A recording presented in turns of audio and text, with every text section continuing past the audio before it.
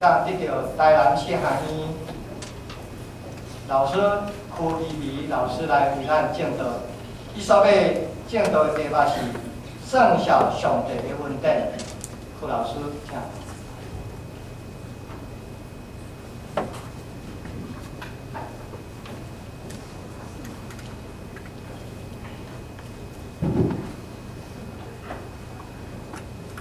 即个大家平安，平安。今仔日真欢喜，会使代表台南新学院来永福教会，甲大家请安。开始之前按三个来祈祷。亲爱上帝，感谢你，阮即个3月份的天气，以来寒冷的过程当中，阮就是伫你的圣殿，有温暖的心来敬拜你的话，来听你的声，互阮晓得阮一世人行入你的道路是好顶的有福。保守阮今仔聚会有你的当中伫内底，祈祷靠耶稣的名。请感谢上帝，互我带我来遮。我是台南县社工系老师。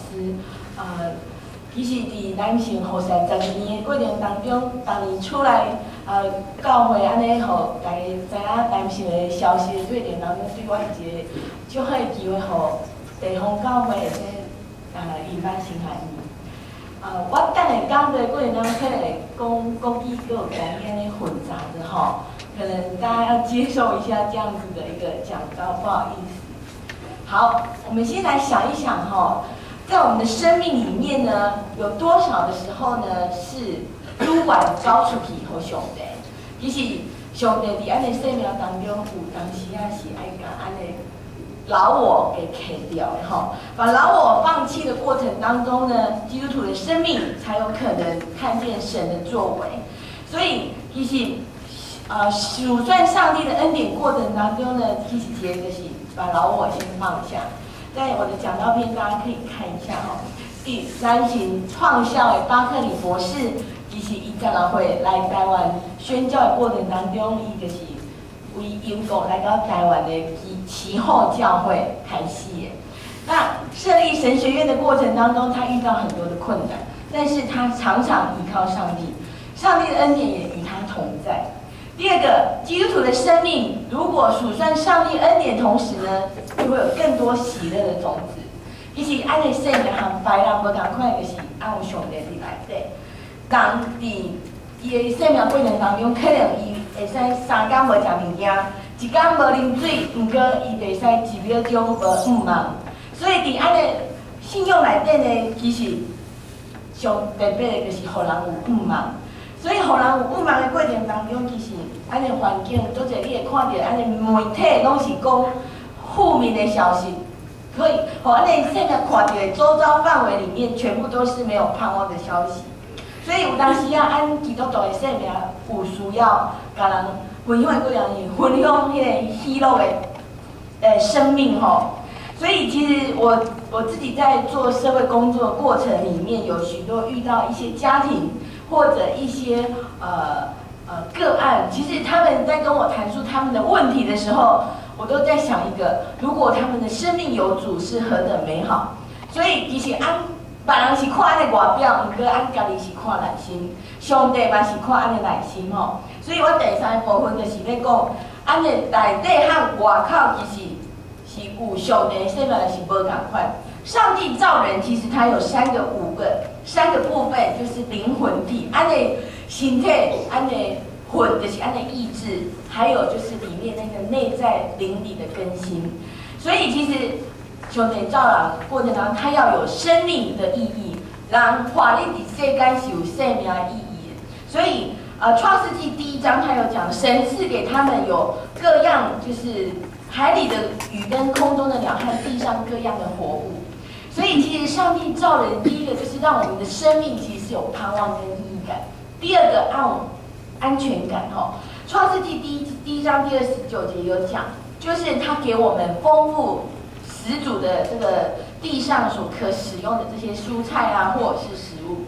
所以其实我们基督徒有很多生命是跟别人不一样，我们不要外求。我们越外求那些名跟利的时候，我们里面的神就不见了。所以上帝告诉我们不要爱世界，不要效法这个世界，当心意更新而变化。当我们爱世界的心越多，爱神的心就越少。第二个是安全感，第三个是归属感。其实我们来教会，其实是希望我们有团契生活，我们希望有归属感，所以上帝也会造一个配偶给那一个属独居的人。所以在这个过程当中，婚姻设立的过程里面，其实是神所安排一个最美好的一个归属感的一个环节。好，所以你看这个图哈，下面有一个图，那个灵魂体这个部分，就是上帝造我们这个有思想、有情感、有自由意志。好，可是呢，人有很多时候我们忘记神同在，我们成了血气的人。所以在血气的人的部分，你来看下面另外一页第4页有提到哈，我们的思想开始会有幻想或者是迷惑。所以，我们当基督徒越久，如果跟神也没有亲近的时候，我们的思想就被外面的世界所影响。再来，我们的意志也有可能随从肉体。我们人很容易跟人结党，因为我们害怕被排挤。再来，我们有可能会有团体当中会有纷争哈，还有我们的情感也会有苦恼，或者是忧郁，或者是有一些焦虑，然后灵就可能产生沉睡跟死亡。所以其实你现在看到很多外面的一些生命，他们可能灵是到处去拜很多假神，因为他们找不到真神。好，所以再看下面，真正属神的人呢，他会怎么样？第一个，他的思想他会更新，在下面一点哈，在下面我们看到属神的人，他思想会更新，而且他会一无挂虑，他会相信他要依靠神。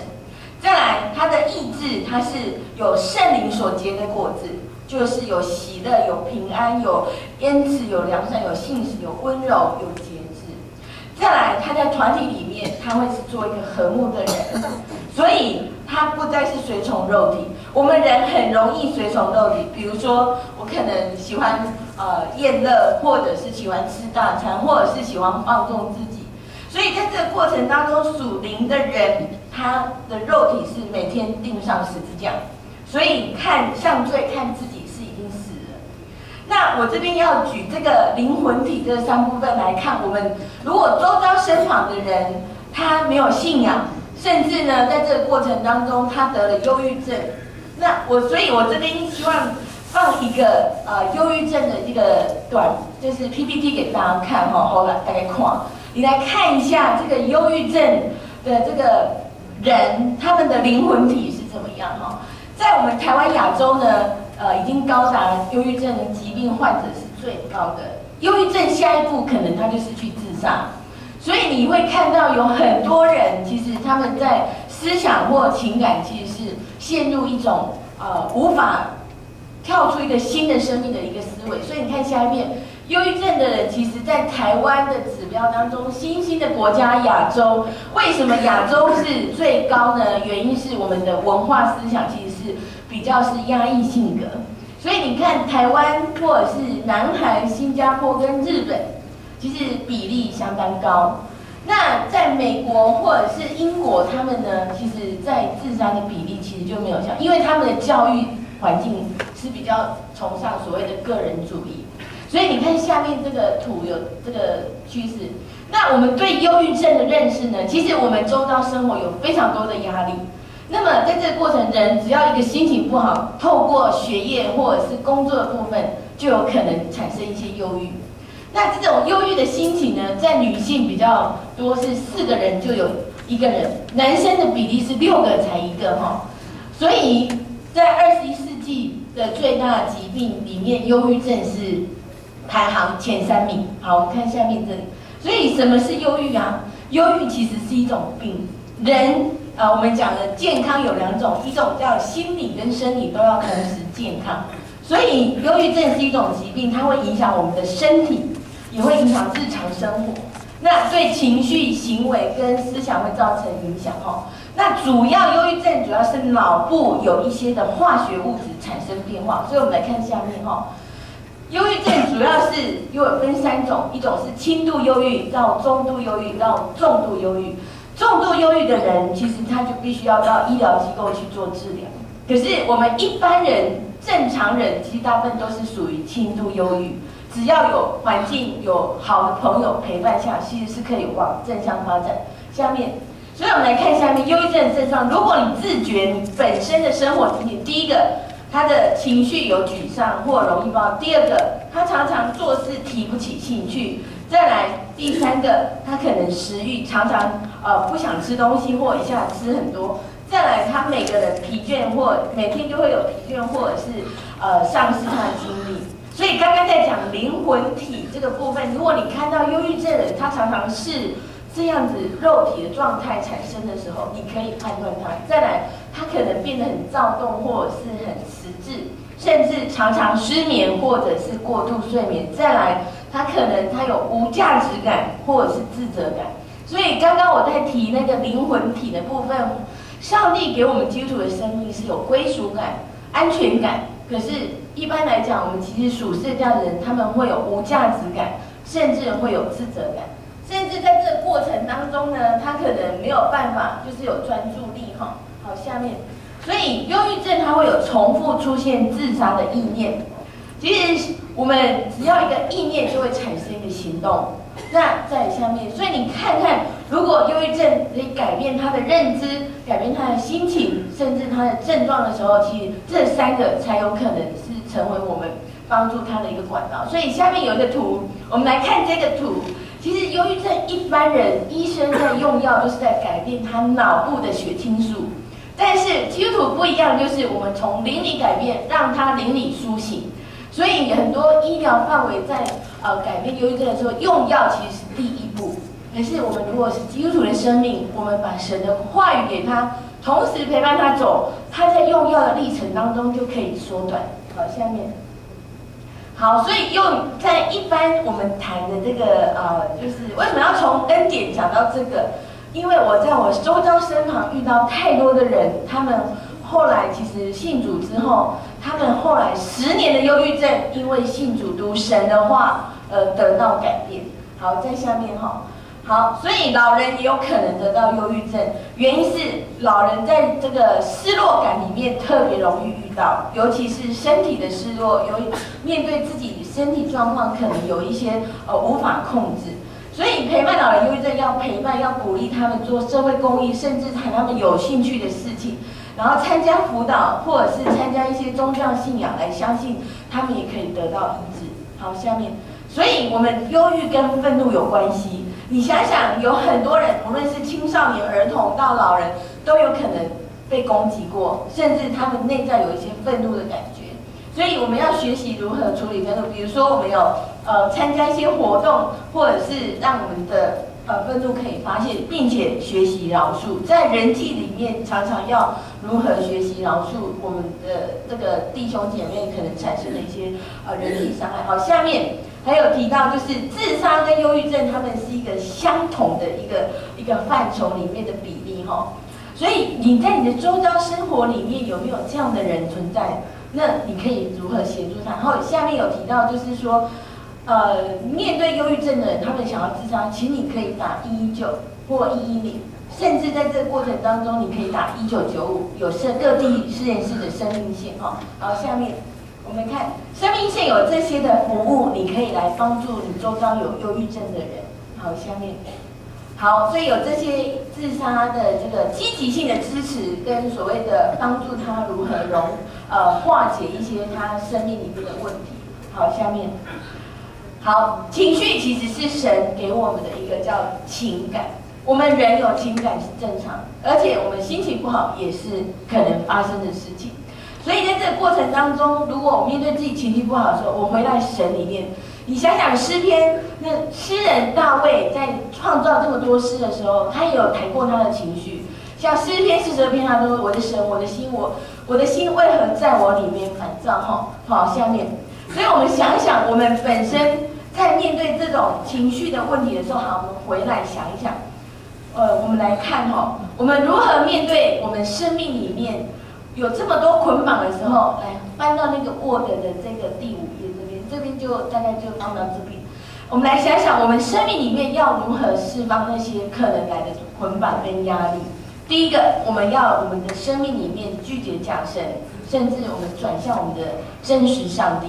所以你面对你的周遭身旁有一些受捆绑的生命，内外如何帮助他更新，我们自己要先站立稳。我知道有真神存在，甚至在这个过程当中去除我们自己本身心中的偶像，把最爱的人事物都可以奉献给主，就是我讲的第一个，把主权交出。再来，我们享受神所赐给我们的一切，甚至第二个，拒绝谎言，选择真理。真理使人得以自由，所以由于在思想的过程当中，如果有真理加添，那他们就是得到一个真实的好消息。再来第三个，拒绝怨恨，选择饶恕。我们生命中第三个捆绑在这个，如果我们知道如何饶恕人，不会让我们的圣灵在里面担忧，那么就会赢得上帝恩典同在。第四个，拒绝悖逆，选择顺服。唯有顺服才能带来蒙福，这是我在生命里面最深的体验，是这个功课。尤其面对我们在很多职场有很多权柄在压制我们的时候，我们如何在对的事情当中选择顺服，查验我们内在的动机跟态度。再来第五个，选择自义拒绝自义，选择谦卑。神阻挡骄傲的人，祝福谦卑的人。所以骄傲是心中无上帝。人有三种罪，第一个罪就叫肉体的情欲，第二个是眼目的情欲跟自我的那个内心的骄傲哈。所以骄傲使我们看不见神，那么谦卑可以让祝福的恩典临在。第六个拒绝恶习，迎向自由。其实我们身体里面有很多时候是有一些恶习，比如说我们有过不去的一些罪，有时候我们不诚实，所以我们或者不放弃里面可能的积恨。再来，我们思想要自由，一定要有改变我们的这个内在负面的想法。第七个，帮助一些周遭身旁的人，最大的改变最困难的在这里，就是断开他祖先对他的遗嘱的恶跟咒诅。人有很多从遗传的家族过来的一些负面的影响。那么怎么样我们有这个属灵的生命来感谢神，我有神同在。其实在我们的生命里面有很多时候会其实代代相传的那个信仰里面，其实不是只有形式，而是真实的生命。所以我从这个第三点的部分，希望跟大家分享，在神国度里面，其实在招很多的仆人是需要有这样得着恩典。那我们在南神有很多的学生，其实他在外面有一些经验，工作经验回来之后，蒙神呼召再回来。所以我这边有提到为神国度的服事，我们希望今年有更多的青年可以加入我们。所以我这边来放一下南神的愿景给大家看哈。那个我们来看一下南神的愿景 PPT 这边，我们觉得台南神学院其实有一些新的一些做法，所以在你们今天这个手册里面，这个简讯那个院训里面也可以看到。我们看第一个，所以这是我们南神的校园是这样子。如果有机会，大家可以到台南做野外礼拜的时候，也可以看得到。下面这边就是我们有三个层面，第一个就是关怀。有福音见证，并且有生根，就是做本土神学；再来有连结普世教会，做所谓的亚洲地区的这个基督徒的一个连结工作。在下面我们看这是早期我们的黄章辉的院长他做的一个神学的一个最基本的叫处境化神学好，下面再来我们看这是巴克里博士，就是我刚刚讲的，他是我们学校第一任的这个院长。他1865年就来到台湾，然后呢，他就是1876年之后开始建立14间教会他1876年就创立了台南神学院，那时候是首称所谓的西式大学。好，下面我们来看，这是高俊礼牧师，对，在南神也是造就许多学生。在下面，好，愿景，这是我们最先就是所谓的章会馆希望可以有更多的神学资料在里面。好，下面还有我们也有希望有一些的就是连接一些教会跟社会议题的研究，然后呢，台湾教会可以有更多的这个讨论到跟神学思考有关系的部分。好，下面好，关怀见证福音我们有一些宣教中心有一些关怀弱势的宣教。好，下面。还有就是营造我们的友善校园。其实南省如果有机会大家去那边，其实是蛮美的一个选项哈。这是空拍图，来我们看下面。再来，这是我们历任的这个客座教授哈，非常。现在有些这个像骆老师，还有郭明路师，还有这个宋全胜老师都有回来。好，下面。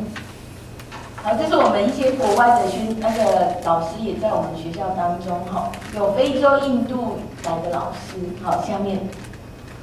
好，我们有姐妹学校，有加拿大，有一些美国的学校，现在都跟南省合作。好，下面。好，我们有培育师之后，到这么多的大学去做进修。好，下面。再来，最重要的是希望教会为我们代祷，并且鼓励学生投考神学院。好，为我们代祷过程当中加入福音的行列，甚至在这当中鼓励地方教会成为我们的伙伴教会，还有跟着大家可以成为我们的男神之友。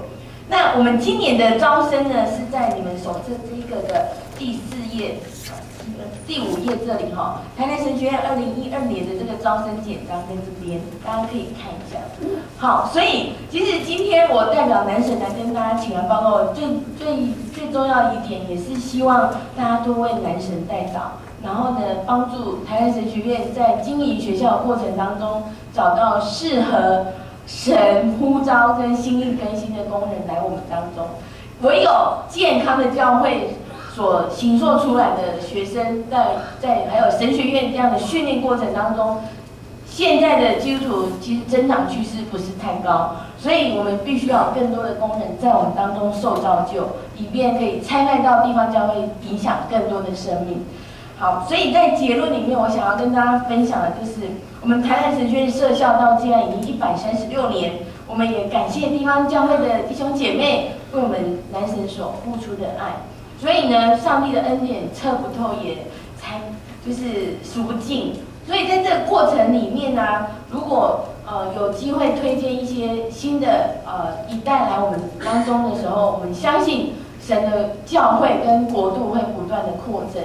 所以3月份是我们年祭安主日哈，就是每一个礼拜都有学生会到地方教会去，我们当中也有一些男神所差派出来的神学生。感谢弟兄姐妹为我们所做的付出。我相信在我们当中，如果有心要成为神工人的，做主的道，其实是永远不会结束。外面的许多的工作，可能做10年，他就可能面对所谓的像我们现在台湾有许多教师在流浪，原因是我们的人口实在少子化。所以，其实在我的不是经验里面，我深深的相信一件事。神掌管我们的道路，跟我们的生命，跟一切所有他所给予我们的。所以我希望今天借由这样的一个经文，在诗篇所说的以恩典为年岁的关联，你的路径都低下至有。在你成为基督徒的生命里面，你有没有想到你的路径都有神的自由同在？这个是相当重要的。再来，我们也希望在我们的生命里面有更多的是帮助许多的人没有听到福音的，可以真实的去感受福音的好跟美丽的地方。所以我想我今天用这样的一个经文来跟大家分享，也预祝大家在新的一年的过程当中，现在是3月份，在你今年设立一个目标，神，我要更深的认识你，读你的话成为我生命的灵粮。这是最重要的一件事情，我们一起来祷告。父神，谢谢你，我们晓得在你里面有测不透的智慧，我们也知道唯有你是我们一生的磐石，让我们知道我们的生命是有奔跑有方向，唯有依靠着你才能做许多的大事，而不是依靠我们自己。如同葡萄树必须与枝子必须要与葡萄树相连，才知道自己所结的果子是不是合神你所心意的。也保守我们的生命品质是朝善的方向去走，而不是走向属世灭亡的道路。谢谢你，让我们晓得如何用你的话来祝福别人，因为你说我们的舌头是生死的权下，所说的每一件事都可以造就人。所以在我们团体里面能够讲造就、劝勉、安慰别人的话，乃是从你的话语来。与我们同在，也帮助永福教会每一位弟兄姐妹，他们在追求你的道路过程当中，有更加清楚的意向，也更知道神你的事工是何等美好。与我们同在的神，求你听我们的祷告，奉耶稣的名，阿门。那就。